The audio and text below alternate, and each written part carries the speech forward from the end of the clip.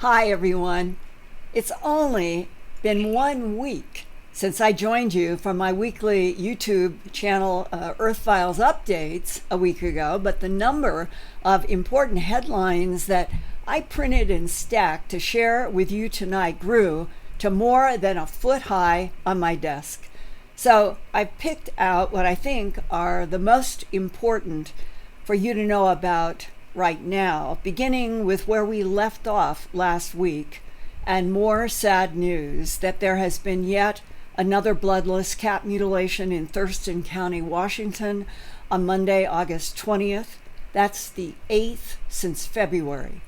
On the same date in Tomball, Texas, 39 miles northwest of downtown Houston, another bloodless cat mutilation was found in the Paloma Point neighborhood of Creekside.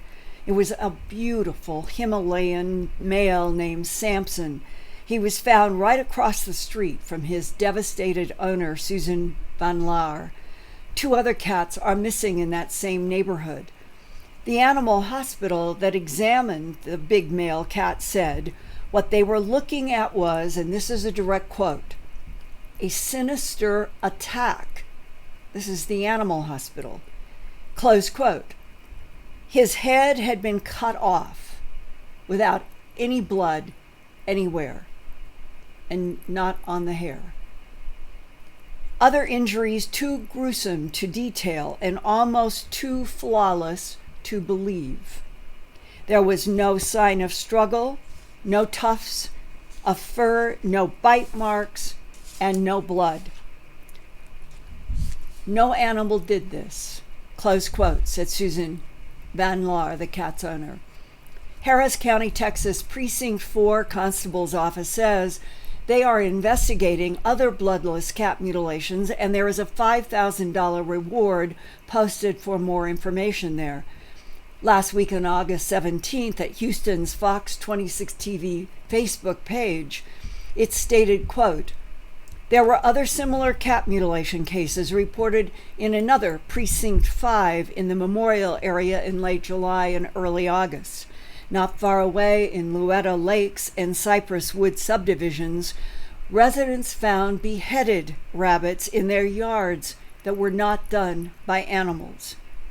They are warning, keep your cat indoors. Anyone with information or security camera footage are encouraged to contact the Harris County Constable's Office, close quote. Several bloodless beheadings of rabbits have been reported in the London, England region since 2015 to date and ongoing. There, the number of cat, rabbit, and fox mutilations without blood, some beheaded, some cut in half, some in other kinds of very precise surgery, the number right now is over 500, according to the Royal Society for the Prevention of Cruelty to Animals, also known as the RSCPA. If any of you tonight, here in North America or beyond in our international audience, have any more information about bloodlessly mutilated animals in your region, whether small or large, please let me know by email to earthfiles@earthfiles.com. Just think of a reporter who files news about the earth. So it is earthfiles@earthfiles.com. All requests for anonymity are always honored, but the more we can report about these horrible and incomprehensible animal attacks by something unknown, perhaps more authorities will investigate. What really disturbs me is the flaunting aspects of the perpetrators. Whether the killed and mutilated animals are large or small.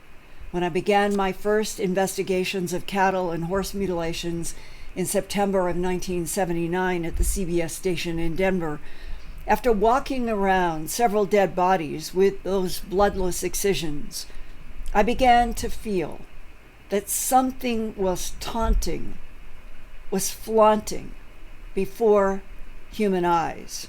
Like, we can do this, and you can't even understand how we do it or why.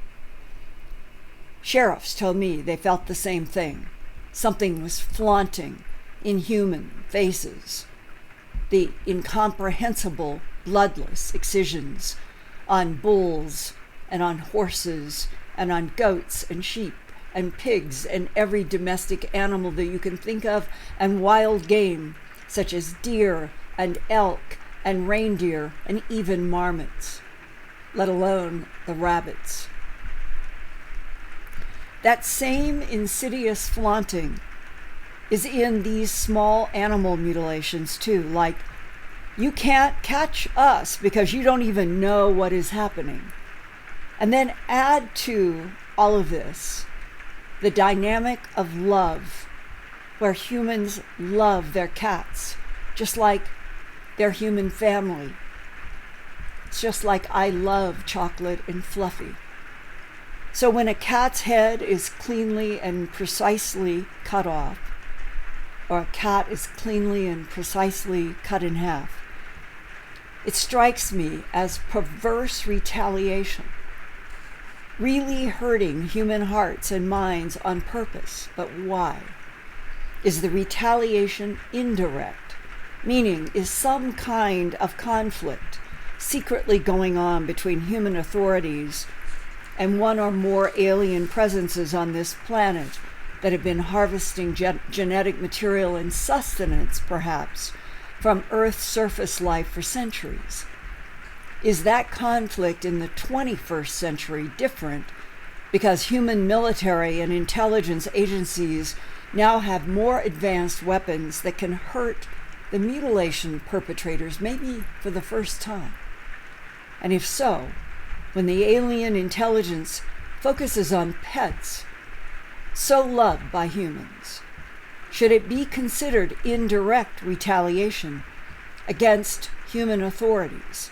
Indirect because pain and suffering is directed at the innocent civilians who are governed by those authorities who are not able to capture or stop the cat and other animal mutilations. Large animal mutilations have been going on this planet since at least the 1950s to 1960s in the 20th century. We're now at 2018, soon to be in 2019. And the cat mutilations have been going on since at least the 1970s.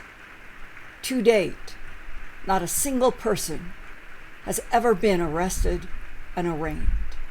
No matter how many headlines around the world try to say it must be humans. These go on, flaunting, taunting, bloodless, with veterinarians and people in animal facilities saying they can't understand how any of the precise bloodless excisions are being carried out without any signs of blood on the fur, in the body, on the head, or on the ground where the animals are found. And that implication is that something is able to pluck these family cats from yards and take them where the excisions are done, and then returned either to the owner's yard or, as in the case of Samson, the beautiful Himalayan. He was lying in the yard directly across the street, as if on purpose to be found after a mysterious search. Challenging humans from another direction, beyond bloodless and precise animal mutilations in both hemispheres. Another challenge is global climate change. Yesterday, on August 21st, the oldest and thickest sea ice in the Arctic has started to break up, opening waters north of Greenland that are normally frozen even in summer. This phenomenon, which has never been recorded before now, has occurred twice this year due to warm winds and a climate change that has driven a heat wave in the northern hemisphere. Scientist Thomas Laverne, PhD, at the Norwegian Meteorological Institute in Oslo said, quote, "It's scary. I cannot tell how long this open water patch will remain open, but even if it closes in a few days from now, the harm will be done. The thick old sea ice will have been pushed away from the Arctic Ocean coast to an area where it will melt more easily. Close quote. The sea off the northern coast of Greenland is normally so frozen that it's been assumed it would be the last northern ice to melt as Earth gets warmer and warmer. And yet already, in summer 2018, almost all of the ice north of Greenland is shattered and it is moving away from the land, opening up those waters and shocking meteorologists. One phenomenon long associated with large animal mutilations from the mid-20th century to date has been reports by ranchers and law enforcement of moving objects in the sky that look like small airplanes or helicopters. But over and over, people report that those things in the sky must be pretending, must be camouflaged, because they dissolve away into misty clouds. Well, now there is a man in Castletown, England, about 30 miles southeast of Manchester, who got photographs of what appears at first to be two lights in the sky on August 7th, 2018, as he and his wife were driving on Wenat's Pass en route to the Blue John Mine region in the Peak District National Park of the UK. His name is Ian Church. While his wife was driving, he got two good photographs of bright white specks in the sky, and then the third photograph show only a pale smudge in the sky that's kind of misty white. But by the fourth photograph, where the mist was, it turns into a dark, oval-shaped object that Ian writes, quote, "When I zoomed in on the object, it looks solid in the middle and like something is spinning on the outer rim of this darker object," close quote. He was using a brand new Samsung S9 that does not have any scratches or blemishes on the screen. And on August 18th, 2018, I sent an inquiry to a Photoshop expert in San Francisco and to a retired U.S. Navy Captain Mark Wood, who has helped Earthfiles on several military-related reports. First to reply was the Photoshop expert in San Francisco, who asked that his name be withheld. And he wrote, "These do look anomalous to me for a number of reasons. The photos appear to be legitimate, no photoshopping or other manipulation.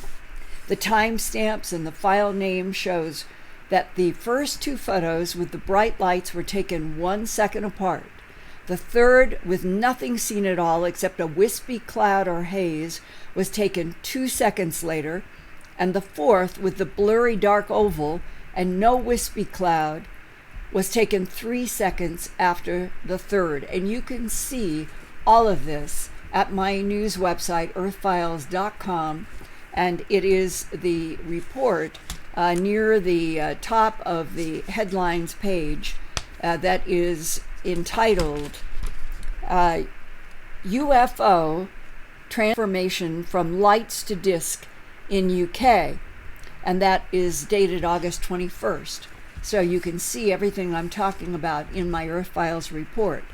Now, continuing with the Photoshop expert, he said, "A light phenomenon can sometimes be caused by reflections from airplane wings when the plane is making a tight turn or flying at a certain angle to the sun. But I think we can rule that out in this case because the third photo shows no trace of an aircraft or object of any kind, and the flares above and below the light seem to be integral to the lights rather than as optical artifacts. The blurry dark oval in the fourth shot is interesting. The blur is not caused by camera motion. The camera's shutter speed is over 1,000th of a second, and the landscape features are very sharply defined. So this blurry object's oval shape could be its actual shape, or it might be round or spherical, with the oval appearance being caused by some diagonal motion. this UAP UFO phasing frequencies from point to light to a cloud and back into some kind of a distinct physical object and then to a craft, this is something that has been reported for a very long time. He says, I'm reluctant to jump from observations to particular conclusions, but I can say with high confidence that these photos have not been faked and that I cannot explain what I see in conventional terms. So I am virtually certain that these photos represent a genuine anomaly. Whether the object is a craft, a critter, or something for which we have no language or concepts, I can't say, close quote. Now, next came the analysis from retired U.S. Navy Captain Mark Wood. He's now 69, a retired Navy captain with a quarter century of skills as a U.S. Navy airborne navigation, search and rescue, and anti-submarine warfare experiencer. He wrote that he originally assumed, from looking at the first and second images in their original size, that the anomaly was identical, but like the first writer, the Photoshop expert, when he divided the 4 photos and put them on a screen, which you can see in Earthfiles, he realized that the 2 bright spots do change in their relationship to each other. And then in the third image, it is obvious, he said, that there is some type of vertical cloud or mist that seems to come right where those 2 photos of the 2 bright objects were. And then by the 4th object, we can see a circular brown-looking object which shows no sign of a residual cloud-like mist anywhere. And then he says, so the possibility is that we are looking at something blink in from another dimension or time period, that's just as good a theory as any, but the challenge always that we all have is, how do we prove what human beings, our fellow humans on this planet, get at any given time in photos or videotape or film of something like what appears to be lights that within 5 or 6 seconds, 2 different patterns of lights, and then suddenly mist, and then a dark oval object. Is this an example of this advanced technology that can come point to point, either in our matter universe or jumping out of our matter universe, going into another dimension like a cushion shot on a pool table, and then coming back into the earth as a solid craft? Is that what the Ian Church was able to grab in that photograph midday in England recently? We all need a lot more proof, but as we keep moving forward, it seems like every week now we are getting exciting news. And out in space beyond Earth this week, for the first time, scientists have announced the discovery of water ice in the darkest, coldest regions of the moon's south and north poles, where temperatures do not ever get warmer than about minus 250 degrees Fahrenheit. Before now, the only water evidence on the moon had been deep underground. Now NASA says water ice could mean that on the surface, in the 2 poles, that it would be easier, quote, to explore and even stay on the moon, perhaps in some kind of permanent base. And the most exciting science headline for me this week was, quote, ancient starlight just helped confirm the reality of quantum entanglement. Now, the bottom line I'm going to jump to is that the big implication from the examination of starlight 600 light years away from Earth in an entanglement experiment is that all of the photons in this universe are entangled. Remember what physicist David Bohm wrote in his classic 1980 book, I've talked about it on Earthfiles YouTube channel before. His book was Wholeness and the Implicate Order. And his quote was, "All mass is frozen light. You, me, the earth, a diamond, the suns. All mass is frozen light." And I had that extraordinary experience in Idaho when I was 21 years old, where everything around me turned into pulsing orchid white light that I've talked about here before. What is our true relationship as organic matter beings of frozen light with souls and consciousness in a universe in which all photons are entangled? It seems to suggest that we and the light have an intimate relationship, still not clearly understood or taught on Earth. And David Bohm would say that everything in our universe is one, is whole in the implicate order.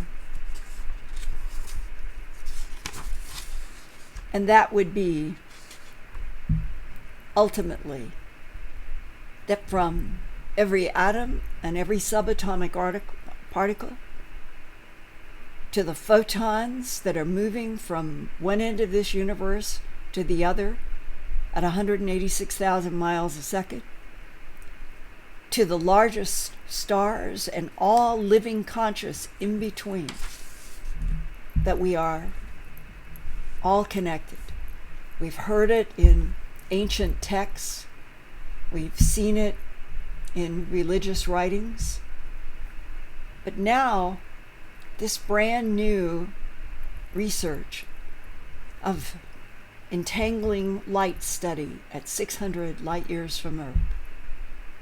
If they did it at 600 light years, what about at 13.8 billion light years to the beginning of this universe? And that everything in it is entangled. Why cannot we understand that more clearly? Why can't we live it daily with each other on this planet? Why are we on a planet where we seem so separate and there are so many wars over the differences and hatreds that humans can have for each other outside of love for each other? It is peculiar, this disconnect from what may be the fundamental whole reason of this universe, that it's entirely entangled. That means we're entangled in it, but we have a consciousness that is separate. Maybe ultimately to finally behold our place in wholeness and the implicate order.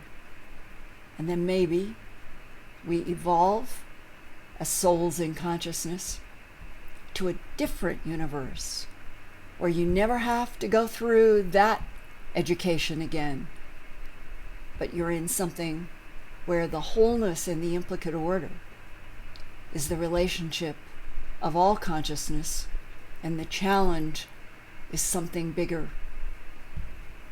So on that note of what seems to me a week that is representing all of the contradictions and the conflicts and the complexities of Earth, from the sadness of what is happening to the animals that is so mysterious and weird, to something as glorious as beginning to understand this intimate relationship of light itself in our universe with us. Lori, I turn it over to our listeners for questions. Great, we do have some good questions. And first, if we could just thank Christine, Minnesota Folk, CC Jarvis, and Susan Chalice for their super chats. Thank you so much. Thank you so much. It really means a lot.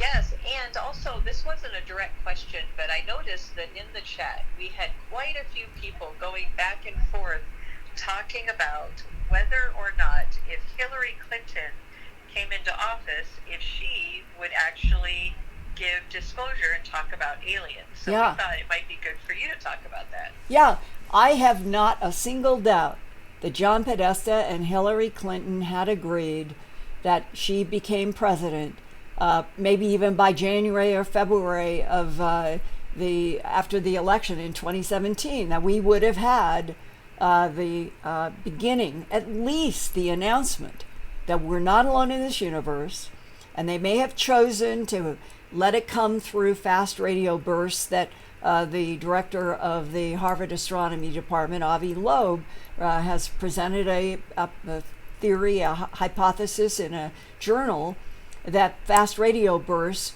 could be the very first evidence of light speed transport 3 billion light years from here. So they might have introduced it that way.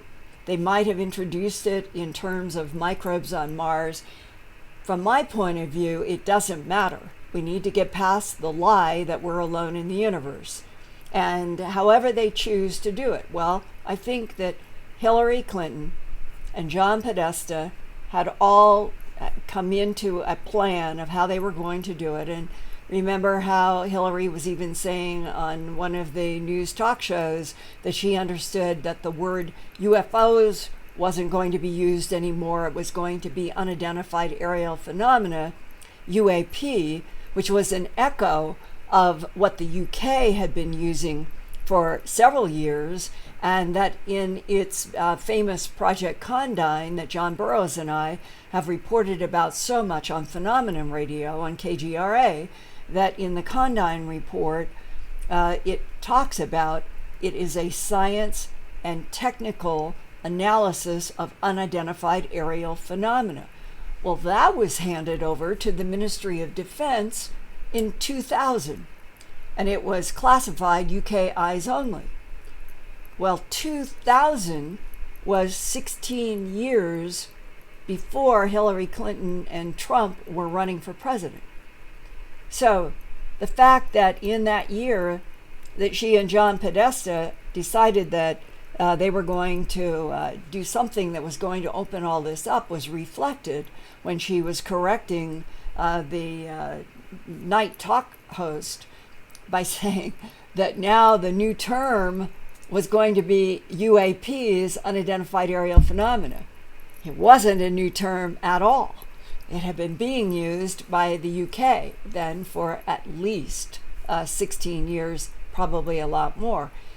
So that those are indications that there was planning in the works, and they were going to come up with some new vocabulary and present to the American public, which would be to the world, that we were not alone in the universe. And right now, there are behind, I would say, I'm going to use the term behind the scenes, there's a lot of activity that is not public yet, but I think you will be hearing about it before New Year's Day 2019, all having to do with unidentified, whether you want to call them unidentified flying objects, unidentified aerial phenomena, UFOs, UAPs. We're talking about the category of physical technology that cannot be manufactured or flown by humans on Earth.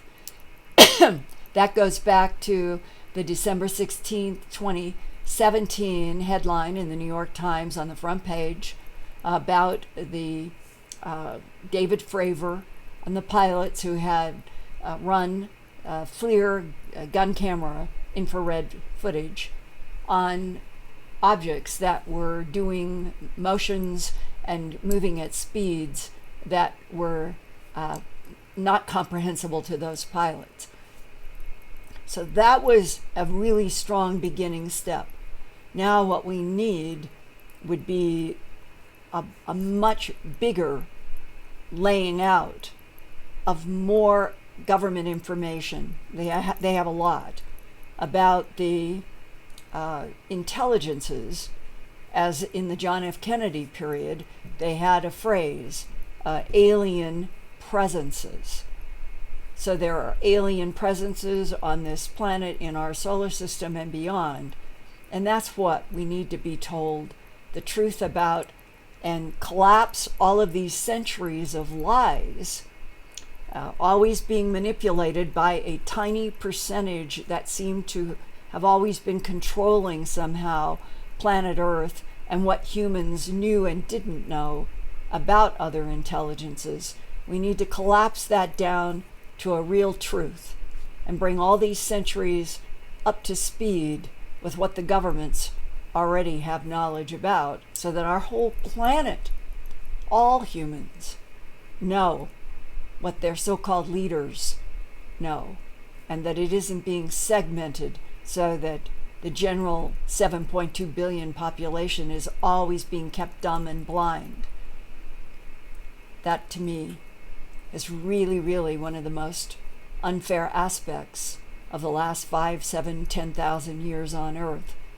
Humans deemed, for some reason, to not be allowed to know what a tiny minority not only knew, but were in the manipulative part of the Earth to keep the human family dumb and blind. So I keep fighting for us all to know everything that we can possibly know that is factual and the truth. And I know that there are an increasing number of you who are trying also, who are not any longer being swept away by easy counterintelligence explanations that have nothing to do with the truth, but are keeping us from the truth. I hope this is truly the revolutionary time where we're going to move to a whole new, brand new, to use that overworked word, paradigm. But a new paradigm would be where the whole planet knows, is told facts, and is shown why we are not alone in this universe, and we never have been. I find that exciting, and I hope that it happens on or before New Year's Day 2019. What about another question, Lori? You bet. And we'd like to thank Billy for his generous super chat as well. Thank you, Billy. So Dan asks, quote, bloodless, close quote, means what exactly? Give the pathologist full report. All right. I've seen with my own eyes several times. I'm starting with cattle. It's the same thing, whether you're in the cats as well. Where, let's say it is the removal of an udder, and the tissue is whitish pink. And when there have been examinations, even at the capillary level, that's why it's whitish pink and not red. At the capillary level, there are no hemoglobin molecules in the capillaries. If you took the blood from the capillaries, your skin wouldn't be pink. It would be white. Sheriff after sheriff after sheriff have photographs of white margins on cattle mutilation excisions. There's no blood in the capillaries. But that does not mean, and I've never seen a case where the words that are misused, the animal was drained of blood. Think of a supermarket. When you go to a supermarket to buy meat, if all of a sudden everything you're looking at, the steaks and veal and everything, they were suddenly all white, that would mean because all of the capillary blood had been removed, and you would not want to eat those white steaks. So now, in your mind's eye, jump to whether it's a cow, a horse, a cat, a rabbit, a fox, and you are examining the excisions. And if the excisions have a hard plastic edge, which many of the large animal mutilations do, and you look at it under a microscope, and you find that the cell structure of the collagen and the hemoglobin have been cooked. So you've got two things working. No hemoglobin in the capillaries surrounding the excision, plus evidence of high heat beyond where the capillary blood has been removed, and that explains why there's no fluid bleeding. But it doesn't explain what the instrument is that has made the excision, because over and over again, I've seen this with my eyes in a microscope. If you have normal, known laser surgery, whether it's on a horse or a human, after that laser surgery, you can look at the tissue where the edge of the excision is, and you will see black pepper grains. I've talked about this before, because we're a carbon-based life form. The horse and the cow and the cat and the rabbit, we're all carbon-based life forms. If you take a laser to a carbon-based life form, you will see carbon residue under a microscope. In the mutilated animals, under a microscope, there is no black carbon. That's why Dr. John Altshuler, a long time ago, said to me in the early 1990s, I do not understand what the cutting instrument is. When you jump to the cats, I have several photos now of either the beheaded or simply finding the cats' heads. And I never put any of those photos in the publicly accessible Science and Environment Earthfiles. For people who may be tuning in for the first time, Earthfiles divides work into science, environment, and real X-Files, and a huge archive now that's way over 2,600 reports. The science and the environment reports are freely accessible to everyone in the world for 120 days from the report until they're put into an archive. So for 4 months, anybody, anywhere, free of charge, you don't have to subscribe. Real X-Files is subscription, and so are the archives. And the Real X-Files is where I put the photographs of anything that we're talking about related to animal mutilations, because by law, when you pay a subscription, you are giving your legal permission that you are paying to see what is on that site.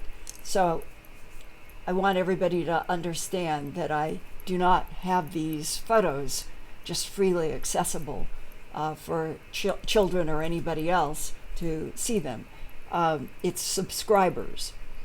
But for subscribers, there are hundreds and hundreds of images of everything I'm talking about, including the forensic investigations and photographs as I have in my book, so that you can see what cooked collagen looks like, what cooked hemoglobin looks like, and that basically the understanding at the forensic level is that whatever is doing the excisions has the ability to get rid of capillary blood at the excision and to cook the collagen and the hemoglobin. The rest of the body, if you examine it, it will still be pink to red, the way you would look at steaks in a supermarket. So the blood is not drained from the capillaries in the rest of the animal, in the muscle. But if you go inside the bodies of many of these animals, not all, but many, when there have been a necropsy, the other shocking surprise, and it has been shocking to veterinarians, You can have a full body, let's say, of a bull or of a steer or of a cow, ear, eye, jaw flesh, tongue removed way back in the throat. The lungs or the esophagus can be removed on the inside. The heart can be removed. There's no excision on the chest. And yet, any or all of those organs can be gone when they open up and do a necropsy. Well, the shocking part, in addition to how do you get organs, especially something as large as a cow's heart, 9 by 11 by 7 or 12 inches, how do you get it out of a chest of a full-grown animal without any surgery anywhere on the chest or the ribs or the back? That's another huge part of this. But when you go in doing the necropsy and you discover these missing organs, again, no blood, no fluid on the inside of the chest, no clotted blood, even where the aorta is and the venal system is.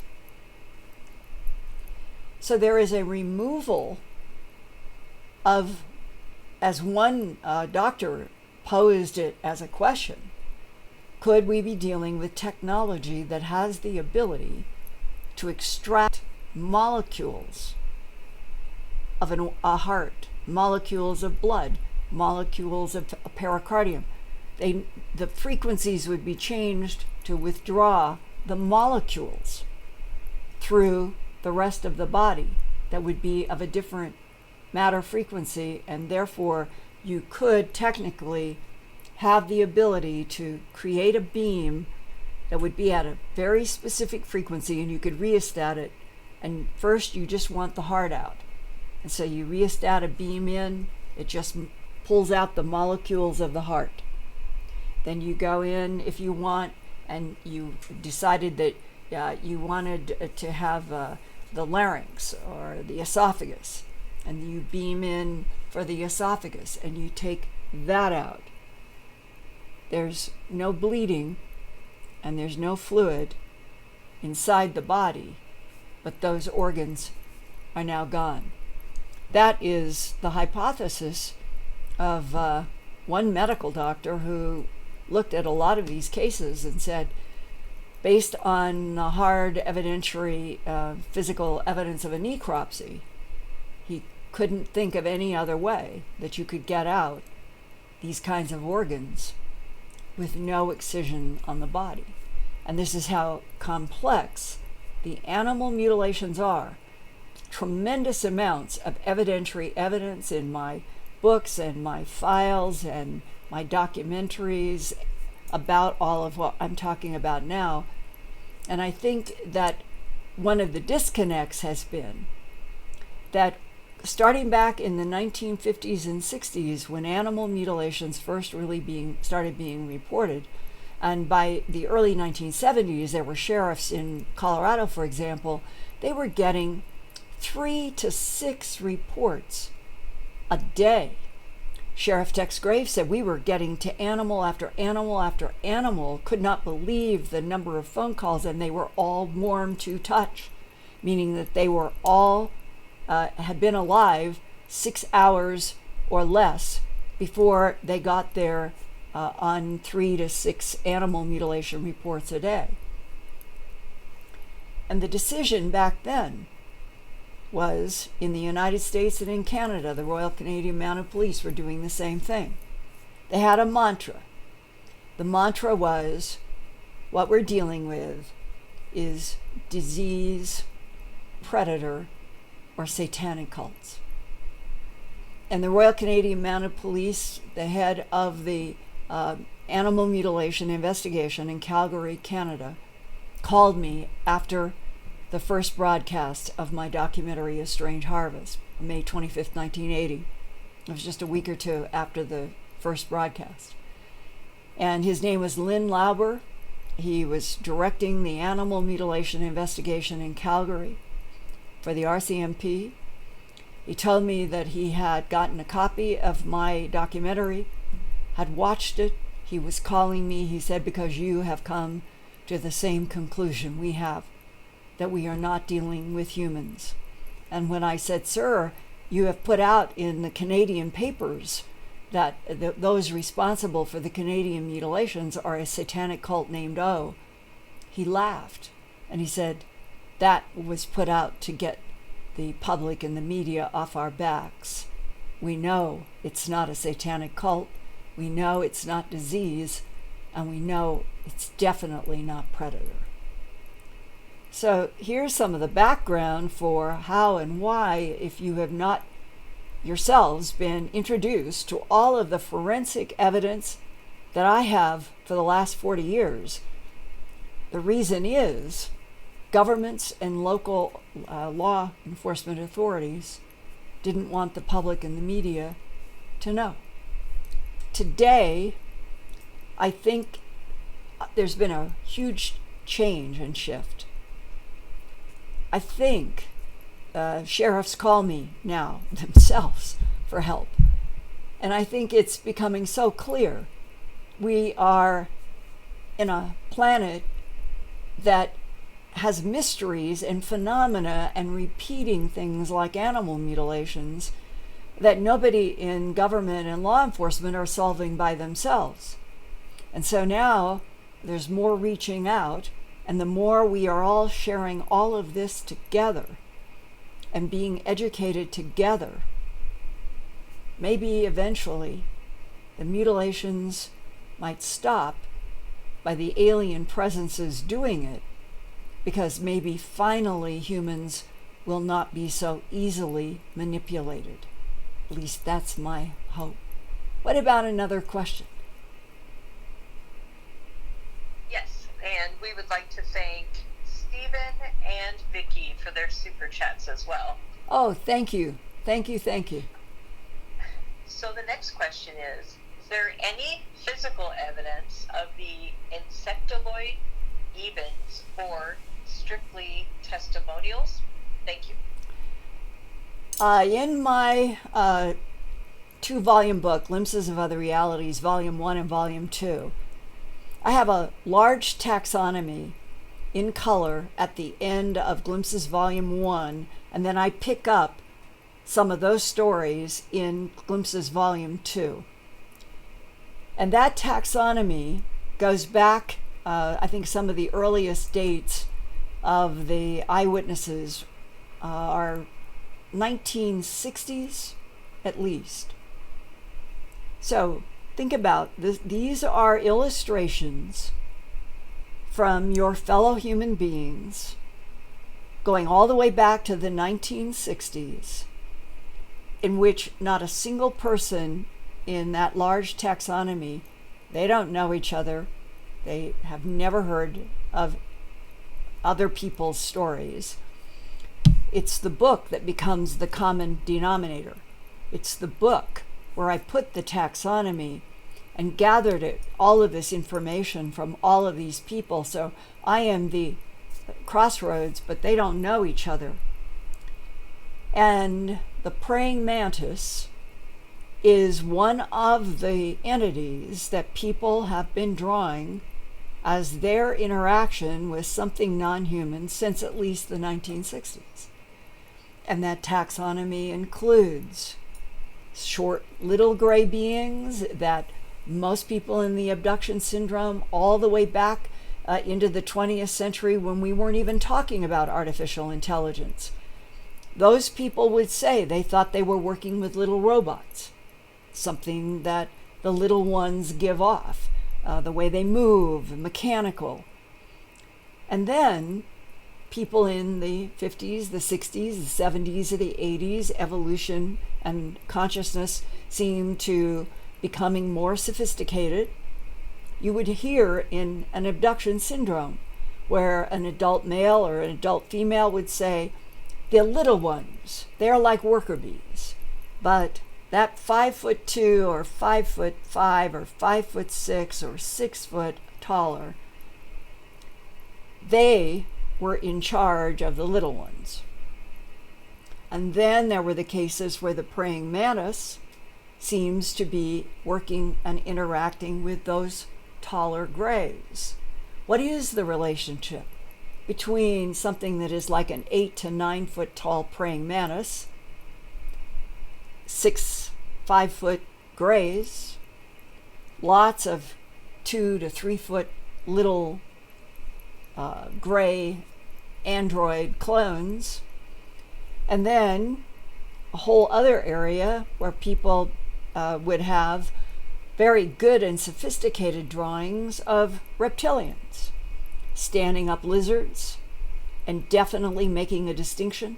This had a very, very thin and fine, pebbly skin, and that the creature on Earth that they would compare to would be a lizard. Then other people would draw and say it had scales like a crocodile or an alligator. Other people have drawn and said it had a fine, pebbly, but larger, like a snake. So lizards, snakes, crocodiles, alligators, all of those have been represented in drawings by people who don't know each other. Then there is the confusion, because in a couple of cases, people might think that they were dealing with blondes, and then who ends up handling them are grays.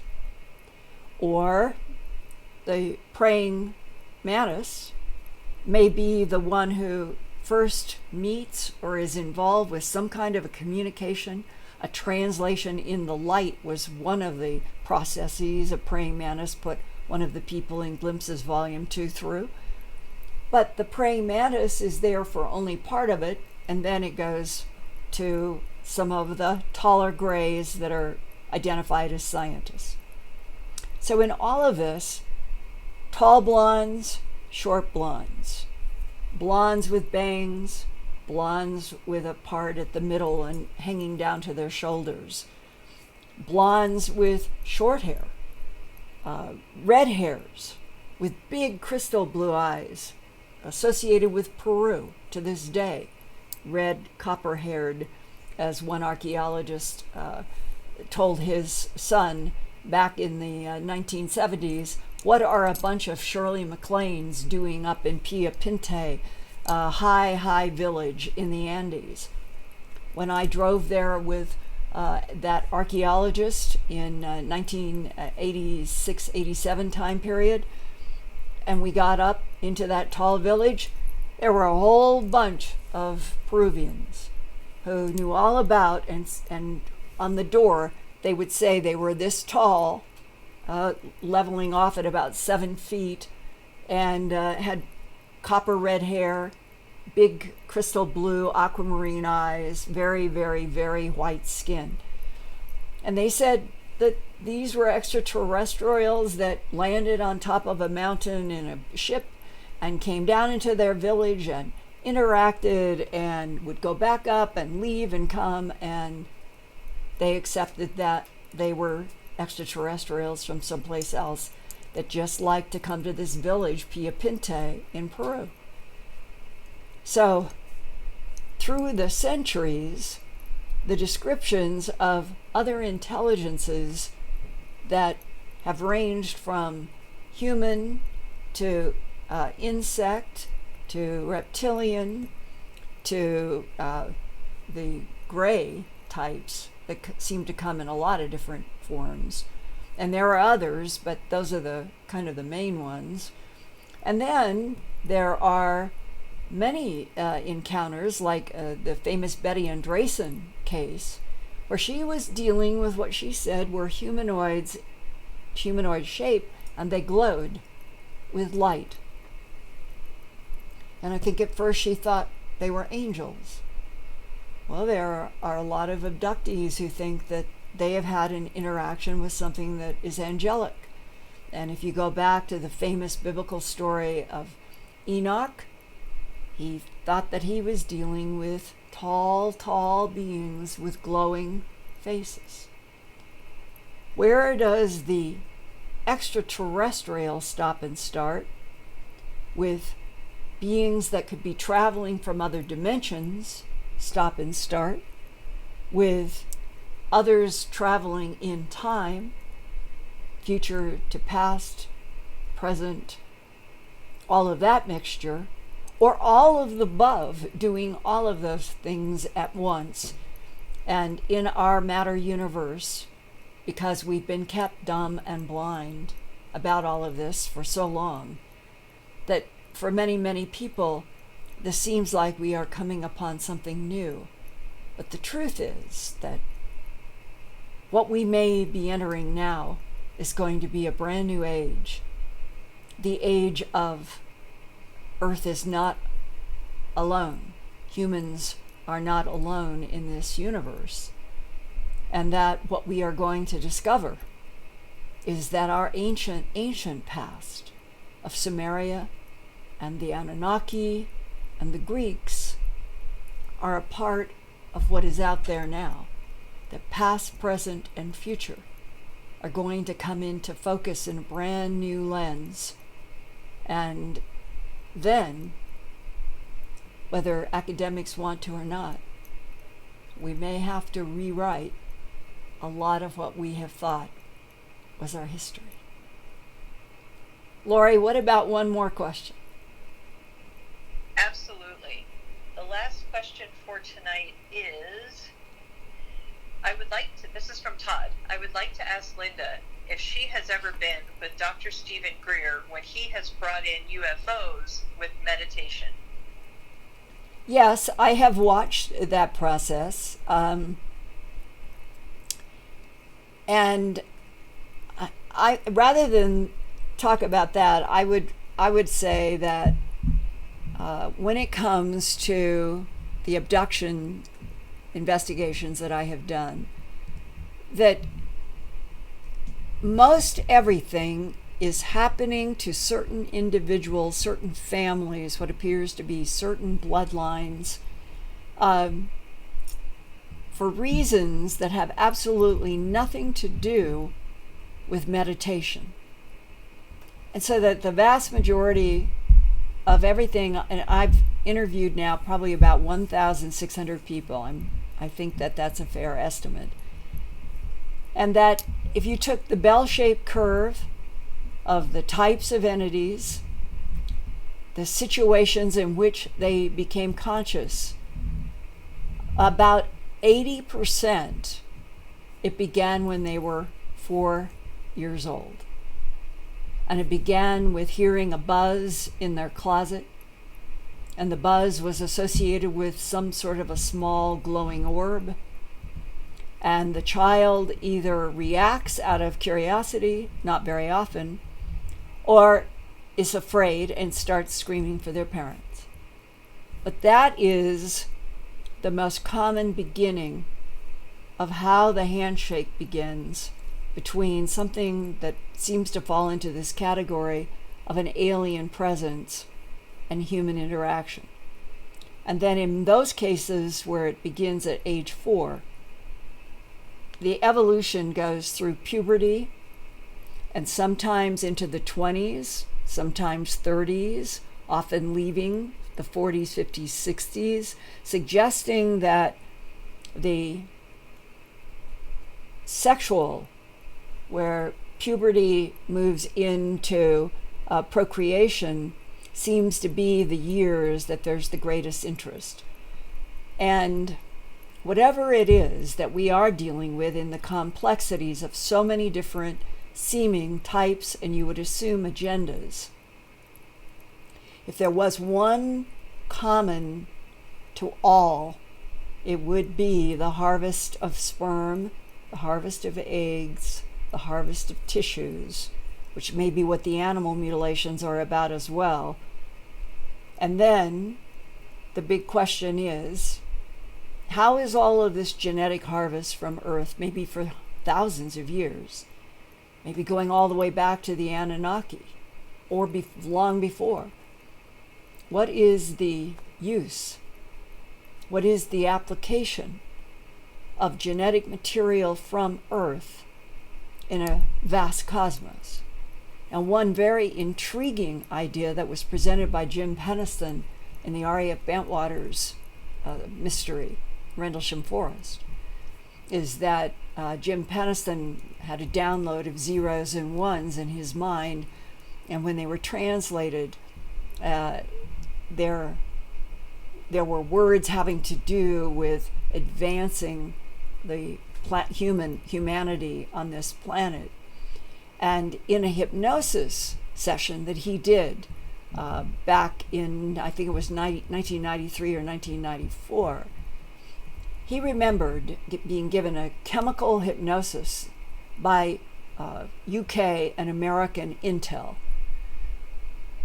probably in one of the offices or a medical office there at R.A.F. Bentwaters Woodbridge. Well, when he did his own hypnosis in 93 or 94, trying to learn what had the military and the intel learned back in 1981, a month or two after the December 1980 event, one of the things that came out in the hypnosis session was that what came into Rendlesham Forest, what came out of a blast of white light that both he and John saw. John remembers the blast of white light, and then after that, John Burroughs has no memory.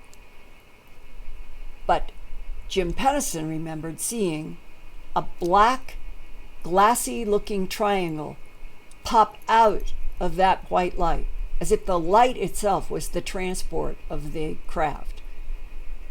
And then had a download of some sort that whatever this represented, it was coming from 40,000 years in the future, that it was us from the future where they had reached an existential crisis, facing total extinction, and they were coming back to the last period on Earth, the middle of the 20th to the 21st century, when it would be the last time that gathering genes and genetic material from Earth would be good enough to be able to use as band-aids 40,000 years in the future to try to save humanity in the crisis.